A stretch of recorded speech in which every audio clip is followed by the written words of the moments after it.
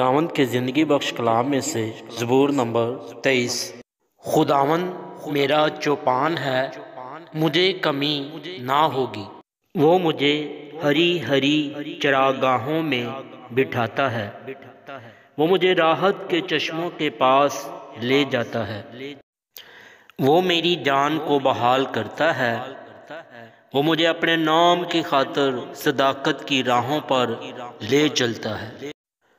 बल्कि खा मौत के साया की वादी में से मेरा गुज़र हो, मैं किसी बला से नहीं डरूंगा, क्योंकि तू मेरे साथ है।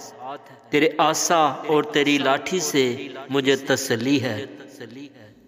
तू मेरे दुश्मनों के रूबरू मेरे आगे दस्तरखान बिछाता है।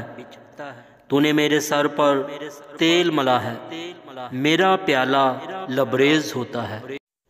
यकीनन भलाई और रहमत उम्र भर मेरे साथ साथ रहेंगी, और मैं हमेशा खुदावंद के घर में सुकूनत करूँगा। आमीन।